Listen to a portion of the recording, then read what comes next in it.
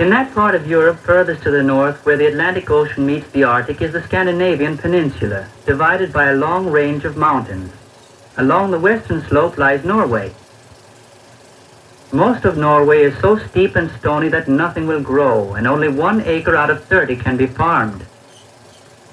Nevertheless, the land does support people, chiefly because of the current of warm water which flows along the coast, keeping the harbors clear of ice in the coldest winters. Fish come by the millions to the shallow places near the coast, where in the warm water food is plentiful. Many Norwegians fish all the year round, and many others, like the men of the boat kin, are farmers who go to sea during the freezing winter months, when their farms are covered with snow. They make a living by adding what they take from the sea to what they reap from the land. The small fishing boat kin is only one of the thousands which come to the fishing grounds every year for the cod, herring, haddock, and mackerel. My name is Lars Christensen, and this is my second season of fishing aboard the kin.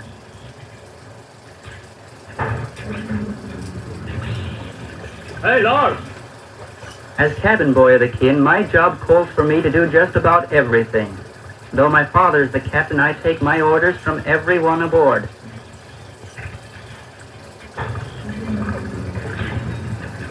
A good deal of the time I'm in the galley helping the cook. The cook is probably the busiest member of the crew. While we're at sea, we eat 5 meals a day, for fishing is hard and heavy work, and it makes us all hungry.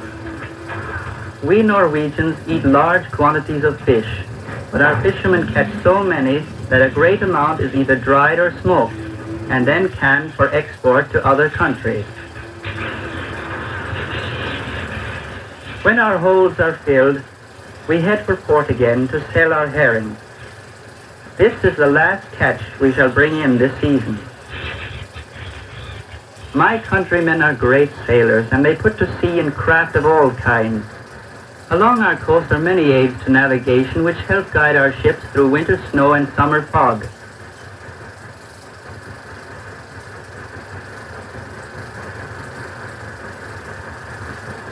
Norway has been a seafaring nation for a long time.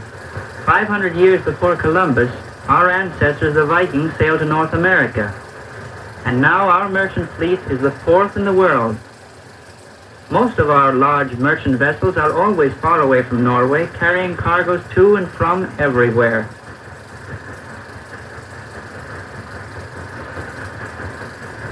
In a few hours we're at Bergen, the second largest city in Norway and the biggest fishing port.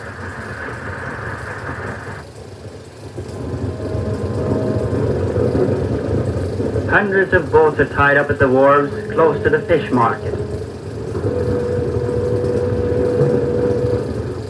The part of our catch that is not sold as food will be sent to factories to be made into oil and fertilizer. I've stopped here many times before to help unload the herring, but it's been a year since I've really seen Bergen. Because this is our last fishing trip of the season, I'll have a couple of hours to explore the city before we head for home. There are lots of things in this bustling city to impress a country boy like me. Bergen is a big railway center, and at the station are trains which bring passengers from such places as our capital, Oslo. Over the same tracks comes lumber to be made into paper and shipped abroad. There aren't any trains or even streetcars in the part of Norway where I live. When I get home, I shall tell Mother I saw the cathedral. She'll be pleased because she listens every Sunday when the cathedral choir broadcasts over the radio.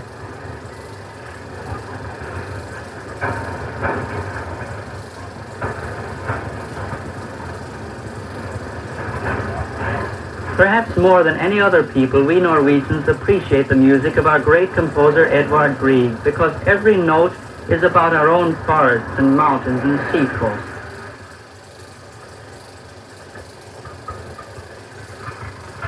With its crowded streets, Bergen is certainly different from the little town I live near. The shops sell things from all over Norway and from foreign countries. England, France, the United States, and even China. I think I shall buy something to remind me of Bergen, just as tourists do.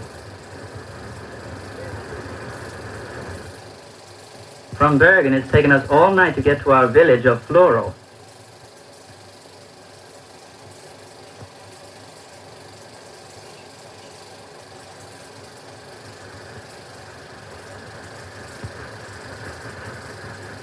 It's good to see those docks again after 4 months away. This is an important day for us.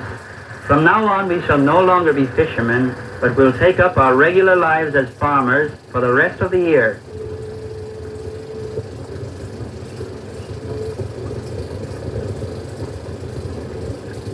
Though all of us aboard the quay are neighbors, we won't be seeing much of each other till the harvest is in.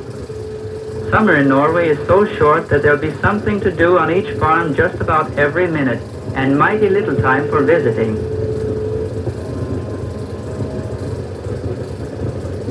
There are very few roads in my part of Norway because the steep mountains make it cost too much to build them.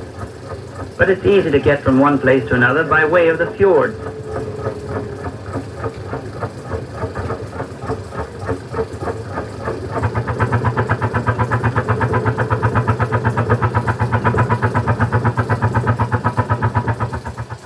The fjords are long arms of the ocean reaching way into the mountains.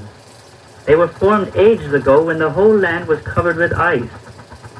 Pushing down to the sea, the ice scooped out deep valleys. Then when it melted, the sea flowed in. On its way, the ice carved little shelves of land along the mountainsides, almost the only places in my part of Norway level enough for farming. My father's farm is on a sloping patch at the foot of a mountain. Some of our buildings are 200 years old, but they have been kept in good shape, and we have improvements like electricity and a telephone. Back home they know we are coming. Mother is preparing a big dinner. My little sister Kari is helping her, and most likely my kid brother Eric has been put to work too.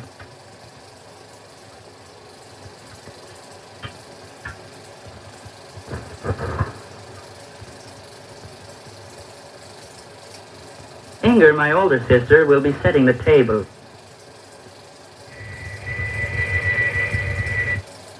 Just about now, our neighbor Mrs. Torkelson will be calling up to say she's seen us coming around the bend.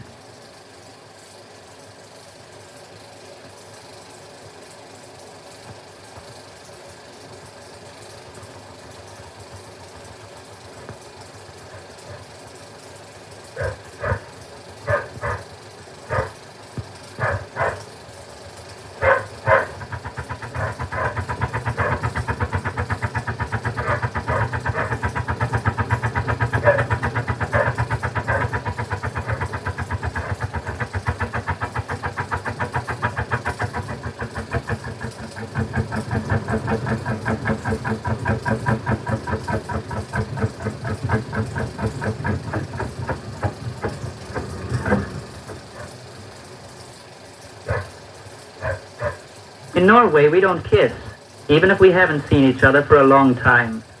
Instead, we shake hands and give one another a good hug. That means just as much.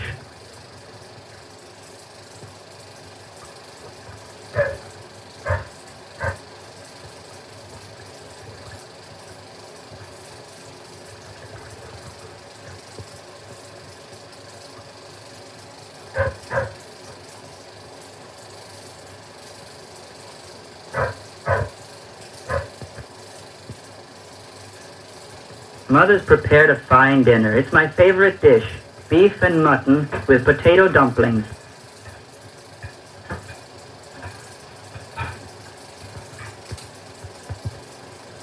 The food on the quay was good, but not as good as this.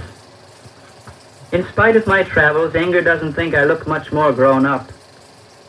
Now the dishes are done, Kari wants to show me what's happened on the farm since I've been away. Last winter's ice and snow have curled those old shingles. They'll have to be replaced. After being away so long, I must be introduced to the newest kid.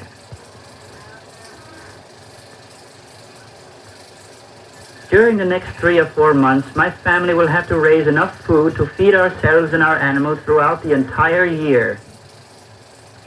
Because Norway lies in a high northern latitude, our growing season is short, but for the same reason our days are very long and crops grow quickly. Signs of spring mean that the growing season is about to begin. Heavy spring rains have left the ground soggy underfoot. It will take a lot of sunshine before the soil will be dry enough for plowing. As is usual in late spring, the streams are overflowing with water from snow melting in the mountains above.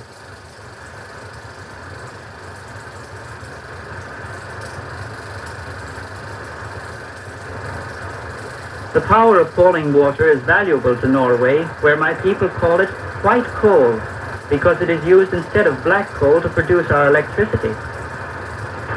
On the farm, we use water power to drive our sawmills. From pine and spruce logs cut in the forest behind our farm, my father and I make new shingles to replace the damaged ones on the barn roof. My father can make almost anything out of wood, from a house to a pair of skis.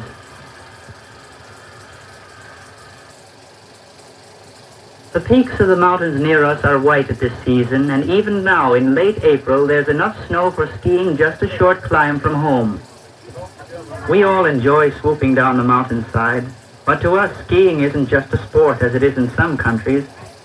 It's the only way we can get about when the snow comes up to the roof of our house. All of us learned to ski when we were little children. Even so, we're not always perfect. The last skiing before the summer work begins somehow seems the best of all.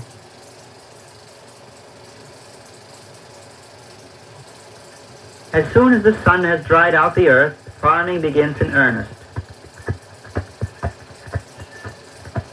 One little horse does all the heavy work, and he'll be kept busy all day long until every bit of land is ready for planting. We have to plant what grows best in our climate, but by planting a different crop each year, we get the most out of the land. When he's finished plowing, my father has us put potatoes in the field where we planted oats last year. To help keep the soil rich, my father uses fertilizer made from fish. Twice a day in the morning and in the evening, Inger milks our 3 cows. Meanwhile, as the eldest son, I help my father with his work. People like us who live on farms know how to make clothing, and lots of the things city people buy in stores. We can fix things too. Salmon fishing will soon begin in the fjord, and I am teaching Eric to mend the nets. Besides everything else she does, my sister Inger takes Kari and Eric to school. Their school year is almost over, for in my part of the country, children are expected in summer to help on the farm. By boat, the trip takes only a few minutes, but if they went overland around the head of the fjord, it would take them several hours. Inger and I have finished school because in country villages like Floro, school runs only through the 6th grade. But next year I'm going away to high school.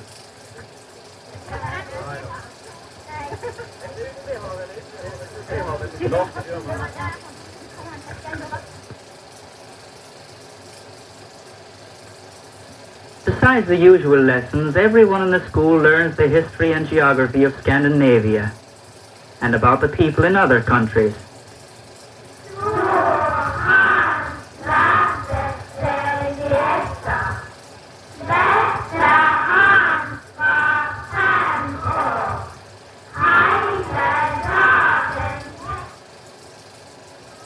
One Sunday each month, our traveling pastor makes his regular visit, and all the neighborhood families come down the fjord. Norwegians like to go to church, especially people living in the country who don't see much of one another during the summer. The men put on their best clothes, while the women and girls wear national dress. In old Norway, each section of the country had its own embroidered pattern. While we're all waiting for the service to begin, my father talks over the prospects for the summer's crops. And I try to answer everybody's questions about last winter's fishing. Our church was built out of timber cut in our own forest.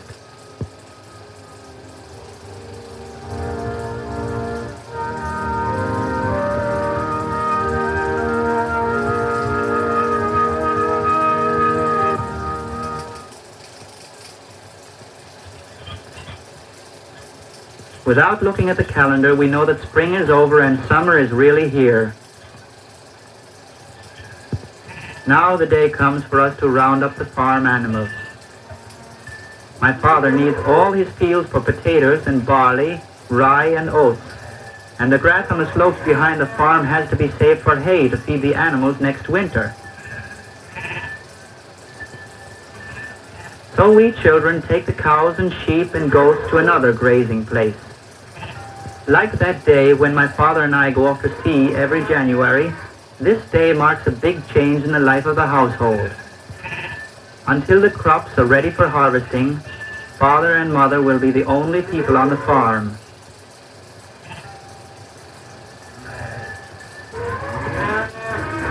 On our way, we pass familiar landmarks.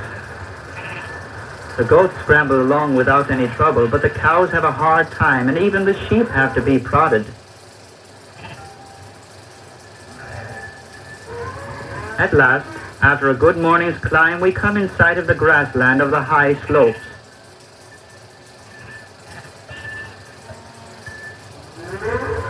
In Norway, we call these mountain pastures the sæters. Even in summer, the long days are cool and damp at this altitude. Though the soil is still thinner than that of my father's fields down below, there's plenty of water for the cattle to drink, and sweet mountain grass and leafy bushes for them to feed on.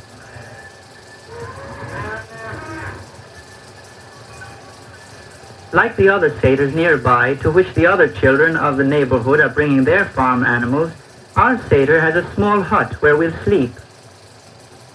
All summer long we will have to watch the cattle and make sure they don't get lost. From our high sæter, it seems that we can see almost all of Norway, the mountains, the forests, and the deep fjords.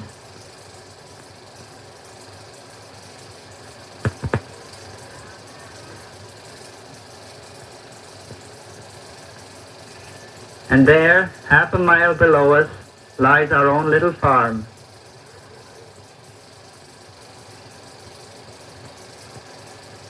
During our summers on the sæter, we look forward each week to Saturday night, when all our friends who can get away from farm work or tending herds gather at one of the huts for a good time.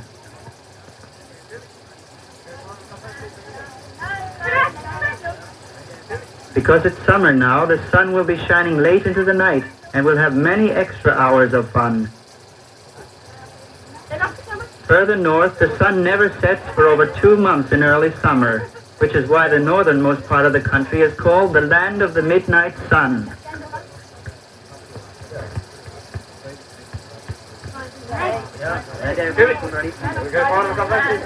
Everyone's here, now the party can get started.